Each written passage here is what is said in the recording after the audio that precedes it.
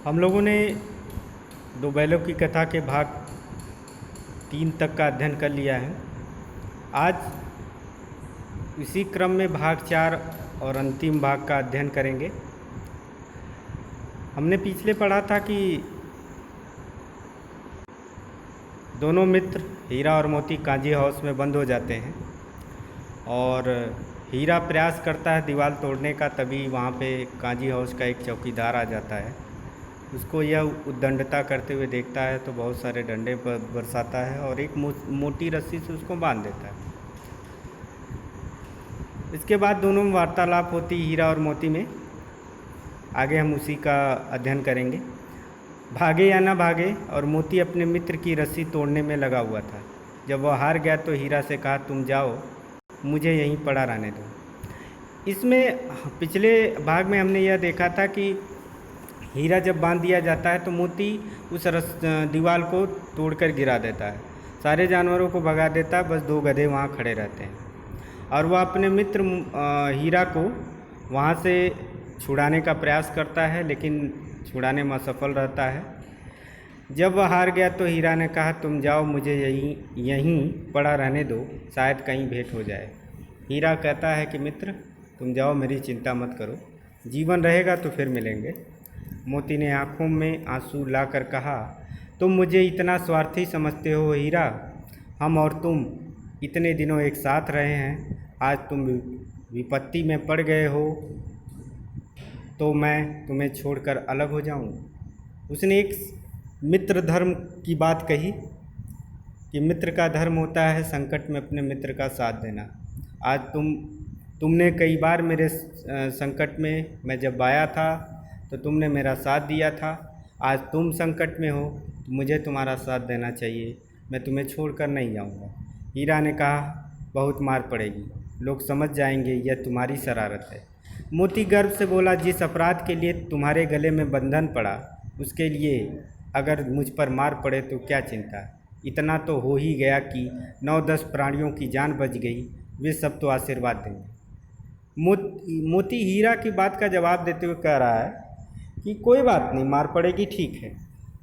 तुमने वह कार्य, पुनीत कार्य, पवित्र कार्य किया और तुम मोटी रस्सी में बांध दिए गए। कम से कम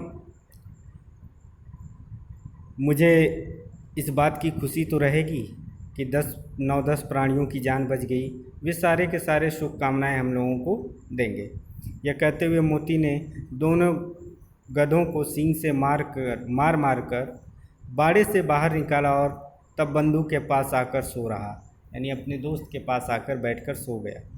भोर होते ही मुंशी और चौकीदार तथा अन्य कर्मचारी में कैसी खलबली मची, इसको लिखने की ज़रूरत नहीं। क्या हुआ उसके बाद, वहाँ पे क्या खलबली हड़बड़ाहट हो गई, लेखक प्रेमचंद इसको यहाँ पे लिखना नहीं चाहते, क्योंकि इसको लिखने का विषय यहाँ पे नहीं है। बस इतना ही काफ़ी है कि मोती की खूब मरम्मत हुई और उसे भी मोटी रस्सी से बांध दिया गया। 1 सप्ताह तक दोनों मित्र वहाँ बंधे रहे। किसी ने चारे का एक तृण भी न डाला। तृण मतलब तिनका। हाँ, एक बार पानी दिखा दिया जाता था, यही उनका आधार था। यानी 1 सप्ताह तक उनको जरा सा भी चारा खाने को नहीं दिया गया, सिर्फ और सिर्फ पानी पर रहे वो। दोनों इतने दुर्बल हो गए थे कि उठा न जाता था। ठठरियाँ निकल आई थी, ठठरियाँ, हड्डियाँ दिखने लगी थी। एक दिन बाड़े के सामने डुग्गी बजने लगी और दोपहर होते होते वहाँ 50-60 आदमी जमा हो गए। तब दोनों मित्र निकाले गए और उनकी देखभाल होने लगी। लोग आकर उनकी सूरत देखते और मन फीका करके चले जाते। ऐसे मृतक बैलों को कौन खरीदेगा? यह लोग आपस में बात करते, उनको देखते और चले जाते। सहसा एक दड़ियल आदमी, जिसकी आंखें लाल थी और मुद्रा अत्यंत कठोर, यानी उसका स्वभाव देखकर लग रहा था वो बड़ा कठोर किस्म का प्राणी, आया और दोनों मित्रों के कूल्हों में उंगली गोद कर मुंशी जी से बात करने लगा। उसका चेहरा देखकर अंतर्ज्ञान से, यानी अपने सिक्स सेंस जिसको कहते हैं हम लोग, दोनों मित्रों के दिल कांप उठे। वह कौन है और उन्हें क्यों टटोल रहा है, इस विषय में उन्हें कोई संदेह न हुआ। दोनों ने एक दूसरे को भीत नेत्रों से देखा और सिर झुका लिया। भीत यानी डर कर। जब उसने उनके शरीर में अपनी उंगलियों को गोदा तो वो दोनों समझ गए कि यह कसाई है, हमें ले जाएगा और काटेगा। मोती ने अश्रद्धा के भाव से उत्तर दिया। हीरा ने कहा, गया के घर से नाहक भागे, अब जान न बचेगी। होता क्या है हमारे जीवन में, जब हमारे सामने कोई खराब परिस्थिति हो और उस परिस्थिति के बाद उससे भी खराब परिस्थिति आ जाए, तब हम कहते हैं यार वो पहले वाली परिस्थिति तो इससे अच्छी थी। मोती ने अश्रद्धा के भाव से उत्तर दिया। अश्रद्धा बेमन से कह लीजिए। कहते हैं भगवान सबके ऊपर दया करते हैं, उन्हें हमारे ऊपर क्यों दया नहीं आती। यानी ईश्वर के प्रति वो अश्रद्धा व्यक्त कर रहा है अपनी। भगवान के लिए हमारा मरना जीना दोनों बराबर है। चलो अच्छा ही है, कुछ दिन उनके पास तो रहेंगे। एक बार भगवान ने उस लड़की के रूप में हमें बचाया, अब क्या अब न बचाएंगे। बात दोनों मित्र कह रहे हैं कि जब हम गया के घर थे तो वहाँ पे हमारी जान एक छोटी बच्ची ने बचाई, और यहाँ पे हमारी जान ईश्वर किसी न किसी कारण बचाएगा। यहाँ पे कवि का जो संदेश है, जो उद्देश्य है कि जीवन में कोई भी परिस्थिति आ जाए, आशा कभी नहीं छोड़नी चाहिए। आशा से ही उम्मीद है और उम्मीद से ही हम कुछ कर सकते हैं। अगर हम नाउम्मीद हो जाएंगे तो हम प्रयास करना छोड़ देंगे। यह आदमी छुरी चलाएगा, देख लेना, यानी यह आदमी हम लोगों को काटेगा, समझ जाओ। तो क्या चिंता है, मांस, खाल, सींग, हड्डी सब किसी न किसी काम आ जाएगा। यानी दोनों मित्र कह रहे हैं कोई बात नहीं। उसमें से एक मित्र बोलता है कोई बात नहीं, मर जाएंगे क्या हुआ, कम से कम हम जीते जी काम आए थे, अब मरने के बाद भी काम आएंगे। नीलाम हो जाने के बाद दोनों मित्र दड़ियल के साथ चले। दोनों की बोटी बोटी काँप रही थी, यानी रोआ रोआ काँप रहा था, रोम रोम काँप रहा था। बेचारे पाँव तक न उठा सकते थे, पर भय के मारे गिरते पड़ते चले जाते थे, क्योंकि वह जरा भी चाल धीमी हो जाने पर जोर से डंडे जमा देता था। राह में गाय बैलों का एक रेवड़ यानी झुंड हरे हरे खेत में चरता नजर आया। सभी जानवर प्रसन्न थे, चिकने चपल, कोई उछलता, कोई आनंद से बैठा पागुर करता, यानी मुंह डुलाता। पागुर जानवर तब करते हैं जब वो खाने के बाद अपना खाना पचाते हैं। कितना सुखी जीवन था इनका, पर कितने स्वार्थी हैं सब।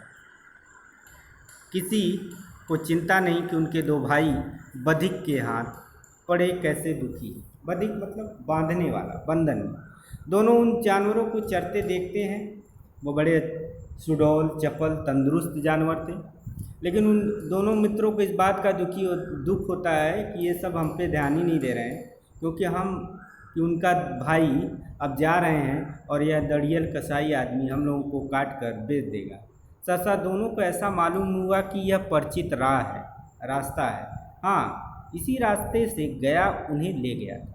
अचानक उनको याद आ गया कि इसी रास्ते से हमको गया ने जूरी के घर से लाया था। वही खेत, वही बाग, वही गांव मिलने लगी। सारी थकान, सारी दुर्बलताएं गायब हो गई। अब कहते हैं नाउम्मीद निराश व्यक्ति को जब छोटी सी आशा मिल जाती है तो उसके शरीर में ऊर्जा की स्फूर्ति आ जाती है। यानी एक कहावत है, डूबते को तिनके का सहारा। अगर व्यक्ति डूब रहा है, अगर उसको एक तिनका मिल जाए तो वह उसको बचने की उम्मीद नज़र आने लगती। यही है दोनों बैलों के साथ भी यही हुआ। यह लो, अपना ही हार आ गया, यानी अपनी ही जगह आ गई। इसी कुएं पर हम पुर चलाने आया करते थे। यही कुआं पुराने ज़माने में सिंचाई के लिए चलाया जाता था। चमड़े का थैला बहुत बड़ा होता था और बैलों की गर्दन में बांध दिया जाता। उनको जुए में बांध कर उनकी जुए में रस्सी बांध दी जाती। बैल कुएं के पास आते तो वो चमड़े का थैला कुएं में चला जाता और उसमें पानी भर। जब वो खींचते तो वो थैला ऊपर आ जाता और वे एक व्यक्ति उस थैले को उड़ेल लेता और उसमें एक क्यारी नारी की तरह नाली बनाए रहते थे और उस नाली के माध्यम से खेत की भराई होती थी। जब हमारे यहाँ सिंचाई के साधनों की कमी थी तो पुराने समय में ऐसे ही खेती हुआ करती थी। मोती ने कहा, हमारा घर नगीच आ गया है, यानी नज़दीक आ गया। हीरा बोला, भगवान की दया है, मैं तो अब घर भागता हूँ। यह जाने देगा? मोती कहता, अब मैं तो घर भागूंगा। हीरा कह रहा, यह जाने देगा? इसे मार गिराता हूँ। मोती कहता, मैं मार के गिरा दूंगा, फिर भाग चलते हैं। नहीं नहीं, दौड़ कर थाने पर चलो, वहाँ से आगे न जाएगा। थाने मतलब पुलिस थाने चलो, क्योंकि हम लोगों को ले जा रहा है काटने के लिए, वध करने के लिए। वहाँ जाएंगे तो वहाँ पुलिस के सामने हमें नहीं पकड़ेगा। दोनों उन्मत्त होकर, यानी खुश होकर, जोश से भरकर बछड़ों की भांति गुलेल करते हुए घर की ओर दौड़े। छोटे गाय के छोटे जो बच्चे होते हैं, जब वो 4-5 महीने के हो जाते हैं तो काफ़ी उछल कूद करते हैं। गुलेल मतलब उछल कूद करना। वह हमारा थान है, थान जहाँ पे वो बांधे जाते थे। दोनों दौड़कर अपने थान पर आया और खड़े हुए। दड़ियल भी पीछे पीछे दौड़ा चला आता था। झूरी द्वार पर बैठा धूप खा रहा था, यानी ठंडी का मौसम है। हमने पढ़ा था पीछे कि मटर के खेत में ये चरने गए थे। मटर ठंडी के समय होती है। बैलों को देखते ही दौड़ा और उन्हें बारी बारी से गले लगाने लगा। मित्रों की आंखों से आनंद के आंसू बहने लगे, यानी उन जानवरों में भी संवेदना का संचार हुआ और वो रोने लगे। एक झुरी के हाथ चाट रहा था। दड़ियल जाकर बैलों की रस्सी पकड़ ली। झुरी ने कहा, मेरे बैल हैं, तुम्हारे बैल कैसे? मैं मवेशी खाने से नीलाम लिए आता हूँ। झुरी कहता, ये मेरे बैल। तो दड़ियल कहता, तुम्हारे नहीं, मैं इनको मवेशी खाने यानी काजी हाउस से लेकर आ रहा हूँ। मैं समझता हूँ कि चुराए लिए जा आते हो। झुरी कह रहा है कि मुझे लग रहा तुम मेरे बैल चुराए हो, चुपके से चले जाओ, मेरे बैल हैं, मैं बेचूंगा तो बिकेंगे। किसी को मेरे बैल नीलाम करने का क्या अख्तियार यानी क्या अधिकार है? जाकर थाने में रपट कर दूंगा। दड़ियल कह रहा कि मैं रपट कर दूंगा, मेरे बैल हैं, इसका सबूत है कि मेरे द्वार पर खड़े। झुरी कहता है, मेरे बैल मेरे द्वार पर खड़े हैं, यही सबसे बड़ा सबूत है कि ये मेरे बैल। दड़ियल झल्लाकर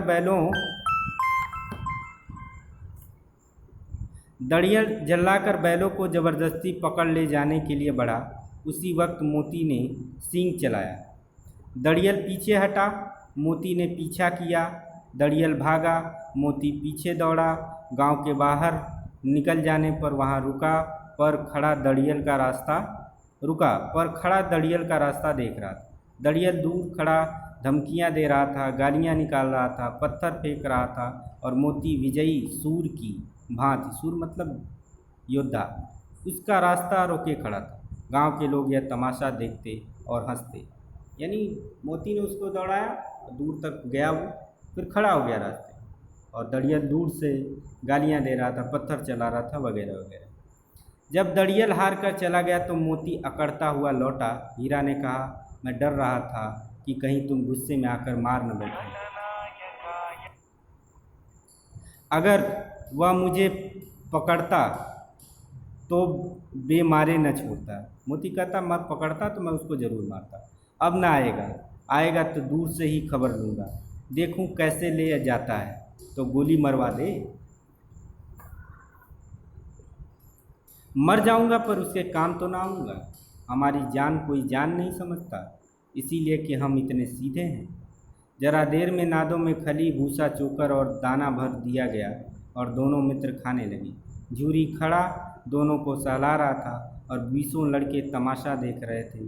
सारे गांव में उत्साह सा मालूम होता था, यानी खुशी का माहौल था। उसी समय मालकिन ने आकर दोनों के माथे चूम दिए। तो आज 2 बैलों की कथा संपूर्ण हुई, कहानी खत्म हुई। अब यहाँ पे एक लाइन जो इन्होंने की कि हमारी जान को कोई जान नहीं समझता, इसलिए कि हम इतने सीधे हैं, ये एक भारतीयों के लिए भी संकेत है। भारतीय जो होते हैं वो संवेदनशील, अच्छे माने जाते हैं।